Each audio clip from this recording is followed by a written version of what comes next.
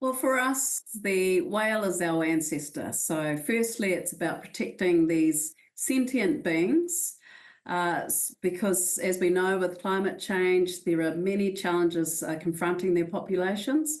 By giving them legal personhood, it's really a reassertion of their inherent rights, but it's also about endowing them with the right to frolic freely in the ocean, the right to a healthy ocean, an ocean free of pollution, the right to be able to procreate without any concern about a ship coming along and being maimed by that ship. As most people are aware, over 10,000 whales are actually hit by ships every year. So legal personhood ultimately is about giving them visibility in the water and trying to deter unsustainable practices like ship strikes from occurring. Yeah. So take us through the process of how a whale would be granted personhood. Where's going to be your first, what is your first port of call going to be?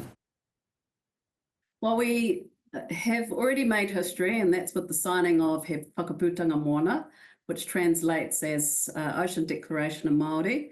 We assembled the traditional Māori kings of Polynesia, namely from Tahiti, Aotearoa, of course, this was led by the Māori king from New Zealand, and then also in the Cook Islands, 15 traditional paramount chiefs actually flew in for the occasion of that signing. And what that document does is provide a framework for us to actually look at how we can bring in holistic protections for the whale. And the next steps really will be to take this issue to governments with that moral authority behind us. People don't actually realise, but in Polynesia, the traditional chiefs still have a lot of community sway. So we're actually doing a favour to the government. we've done the groundwork, and now it's very clear that the Court of Public Opinion is with us on this. We saw earlier that your network actually did a poll, and 82% of Australians actually agree that the whale should be recognised and be conferred with legal personhood, which is very, very cool. At the same time, being a Kiwi, I'm like, gosh, you guys beat us at the cricket, you beat us at the rugby, and now you're going to beat us at our own idea, which is whale legal personhood, but I'm all for it, and it makes sense. Of course, you're in New Zealand, which now has quite a conservative government. How many governments do you think are actually going to get behind this idea? Oh, I think there's going to be a domino effect. We've actually already had 2 Pacific Islands identify that they want to be first movers. You know, the world economy is in transition. There is a new nature economy, which is coming to the forefront. And if you just look at the whale and the populations within Australia alone, the International Monetary Fund actually values your whales, your humpback population alone, at 120 billion. Now, you've got 45 species of whales and dolphins in your waters. What we're sitting on is this new natural capital economy. So while it's the right thing to do to protect the whale, it's also about safeguarding this natural asset. And, you know, I suppose we can be polite as Kiwis and say, Australia, this is a huge opportunity for you. It's a way to anchor your blue economy. And globally, we know that's going to be worth 16 trillion New Zealand dollars. Which is remarkable. What commercial obligation do you think ships should have with regard to whales in the ocean, giving them that right, that freedom of the waters? Well, our approach is to move beyond traditional conservation measures, which are really based on penalties and penalties alone. That kind of compliance system really doesn't work over the long term.